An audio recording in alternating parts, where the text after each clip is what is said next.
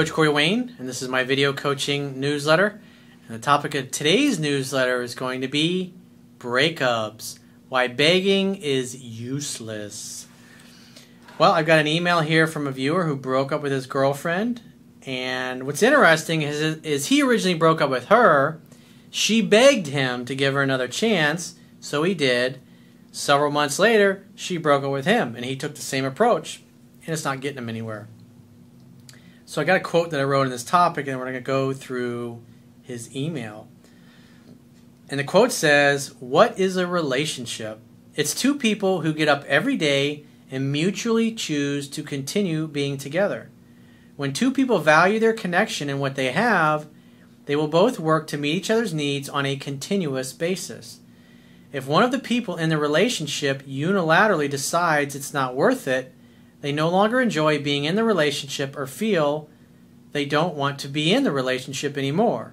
It's best that the other person lets them go with the understanding that they are letting them go, but that they want to work things out. It takes two people who want to be together in order for a relationship to be possible. Reconciliation is only possible when the person who unilaterally left decides and realizes of their own free will and choice that their life is far richer and better with the other person in it. Begging and pleading for them to change their mind only causes a loss of respect, delays any possible reconciliation, and if the begging and pleading does not stop, this will permanently prevent any chance of getting back together again." So let's go through his email. He says, "Hey coach, basically I was with a girl for 2.5 years, and at first things were going well, because I think I didn't care too much back then. But then I got attached." So it sounds like you just weren't that into her. But you got attached when she broke up with you, I bet. "We were going great until she started to have these terrible mood swings and spoke to me like shit. I told her I understand her mood swings because she had just started the contraceptive pill again. Bad move, I know now. Yeah, that's like, do you think my ass is fat in this dress? Well, a little bit. What? It's like, honey, you look sexy as hell. You know what? Why don't you come over here and bring those beautiful lips and I'll kiss you." As she carried on, or you could say, "Does my ass look fat in this dress? Honey, I would totally take that dress off and have sex with you right now." As she carried on having these swings, I think my love for her drifted. But judging the circumstances we were in, it was hard for me to end it. We lived together, worked together, and we had both moved somewhere where we didn't know anyone apart from some of my family. That put even more pressure on us, and we began drifting apart. I started flirting with another girl that I met on a game. She found out, I broke her heart, and I felt really bad. I admit that was an asshole thing to do, but like I said, I felt trapped with her, even though I wanted her and I worked together. And I did love her. He says things worked out, kind of. And I actually went out with my mates in the place we last lived one night. A girl I had a past with sexually was trying to seduce me all night. I kept saying no, but obviously I ended up getting extremely drunk and went home with her. Come on, man. We didn't have sex because she was very drunk and kind of passed out, plus I felt really bad and just wanted to sleep. I woke up the next day and I felt terrible. Although nothing happened, I still basically cheated. I went back to my mom's house, called my girlfriend and tried to end it, but I didn't tell her what happened. I told her we weren't working out and we needed to end things.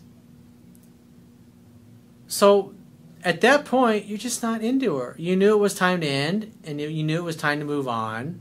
But what happened next? She cried and begged me outside of my mother's door, which was where I was staying while back in my hometown. She just wouldn't give up, and this made me feel like she really genuinely loved me to bits. So I let her in, and we made up. As time went on, it sounds like you just went along with it. I don't hear anything about how you were crazy in love with her and it was just the best thing ever. It's like you're just kind of going along with it. Like you just kind of settled. And most people do that. You can't have a really great, rich life unless you're doing things you love for a living, unless you have the kind of friends that you love, unless you have the kind of lovers that you really want. But you got to become the kind of person you want to attract. Most people are okay with mediocrity. And I'm a peak performance coach. I'm not about teaching mediocrity. And like I said, so far, I don't see anything that talks about passion. You've been loving her and she's great. I don't see any of it. It just seems like you just kind of went along with it, just like you said in the beginning. You weren't even that into her in the first place. It's like it was comfortable. In other words, she was probably really into you, and you're like, wow, this girl really likes me. This is great. And you didn't have to do too much. It was easy because she was really into you, but at the end of the day, you weren't really into her. As time went on, we were kind of working things out, but still arguing a lot. Well, men who understand women don't argue with them.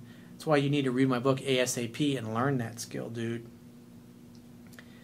And she was still having moods. Eventually, she found out that I almost cheated, and she went to leave. I explained what happened and begged her not to go. She stayed and tried to make things work for months. About 1 month ago, she told me she was moving back to her hometown with her mom, and we are over. I basically said, okay, oh whatever, I don't care what happens anymore. Although I did. She left, and I cried and begged her. She did message me saying I need time to be me and just be on my own, and maybe after some space, we can try again. And that's when you say, great, give me a call if you change your mind. You know how to get in touch with me. But the bottom line is, this relationship sucks, dude. When you look at the overall time you're together, all I hear is constant arguing, constant fighting. And in the beginning, you weren't even that into her in the first place. Why would you want to go back to mediocrity? Think about it. Sounds like your ex-girlfriend did you a favor. I accepted this and began giving her space. I stalked her Facebook and saw she tagged a guy she had met not long before we broke up in something, and it infuriated me, so I asked her, are you and I over forever, and is there someone else? She got angry and said, are you kidding me? I'm not like you. I have sent her a giant teddy bear to try and make her smile, and I have gone to her house and tried to talk to her. These are things you see right in the movies all the time. Always works in the movies, of course. She did talk to me, but was very determined it was over. Yeah, it's like she left when she didn't have any more feelings for you. Remember, rejection breeds obsession. And now, because I kept contacting her and begging and repeating myself, she has blocked me on everything, so I can't speak to her. Well, that should tell you something, dude. Again, she's really doing you a favor, because quite frankly, the relationship sucked. And the bottom line is you weren't into her in the first place. You got to look at that. But most people, they just want to hold on to something because they figure something is better than nothing. If she really was that great, you wouldn't have gotten drunk and gone home with somebody else. You had 2 different instances where you mentioned where you almost cheated. It's like, come on, dude. If you're crazy about your girl, you're not going to be hanging out. You never even put yourself in a situation where something like that could happen. He says, I think now that we live back in our hometown, don't live together, and have our friends around us, we could work it out and do it right. Do you think I should just never speak to her again and see if she comes back? Dude, she blocked you. What do you want, to get a restraining order next?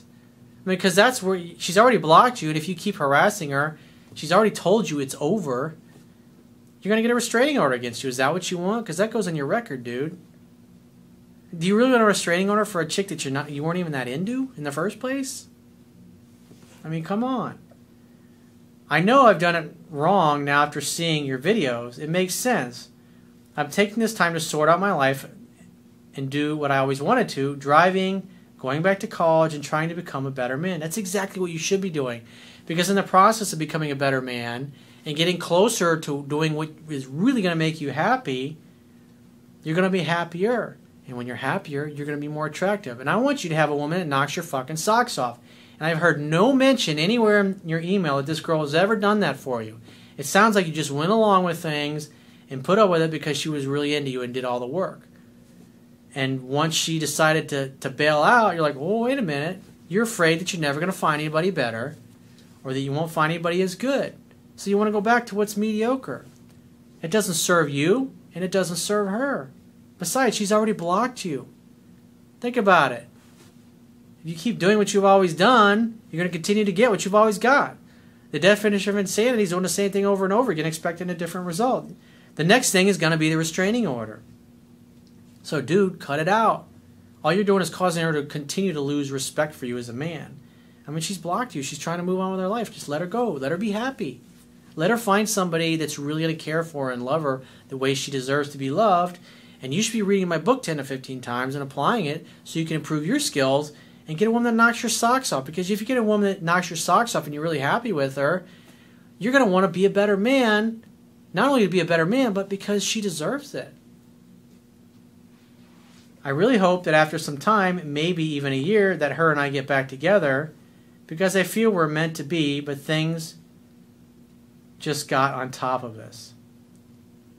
No, dude, you're just kind of obsessed with her because she rejected you after you, in essence, tried to leave the relationship on 2 separate occasions with different women. I mean, think about it, dude. You broke up there because it's like, it wasn't fun. If it didn't work the first time around, it ain't going to work the second time around. But what you can do is fill in your knowledge gap and learn skills that I teach in my book so you can attract a much better quality woman who you'll be much happier with and who you want to make the effort with. And you got to find somebody that you can communicate with in a healthy way. First, you need to learn how to communicate with women, develop those skills, and then apply them when you're in a relationship with somebody. Repetition is the mother of skill. That's how you get better. I think it's great that you're focusing on school and taking care of yourself, but since she's the one that ditched you, just like I talk about in 7 Principles of Getting Expect, she has to do all the calling, texting, and pursuing from this point on. If she ever reaches out, invite her to your place to make dinner together and hang out and have fun and hook up. But hopefully, she'll never call you again. And this way, it'll enable you to get over this situation, get over this ridiculous obsession that you have with somebody that you weren't even into in the first place, and find somebody that you really are into, that you really want to be with, and that you want to meet, have the effort with. I mean, I talk about that in my book. That's what happened in my first girlfriend. I loved her. I cared about her. She was a really cool chick. But I wasn't in love with her. And it wasn't what I really wanted. I knew in my heart. I felt it was wrong. But you know what? I was a fucking pussy. And I went ahead and married her. And I shouldn't have done that. All I ended up doing was hurting myself. And I hurt her in the long run. It was a bad way to go. And her parents spent a shitload of money on this really extravagant, expensive wedding. Just because I was a fucking pussy. I was a weak bitch. I mean, the truth is the truth. That was a long time ago, but hopefully you learn from those lessons so you don't repeat those same kind of mistakes that I made. Because the bottom line is, it's just like a shitty job. You're never going to be happy in a shitty job. You're never going to be excited about going to a job that you hate any more than you're going to be excited to go home and have a family with a woman you're not in love with. You're not going to do those little things. You're not going to work hard to really make it spectacular and great. Just like friendships. If you don't have really great kick-ass people that you're friends with, you're not going to make the effort to be a great friend, and neither are they. Something to think about. So if you'd like to get my help personally, the quickest way is to book a paid phone, Skype, or email coaching session. You can choose any of those options by going to my website, clicking the products tab at the top of your screen, and just follow the instructions for booking whichever option works best for you. And I will talk to you soon.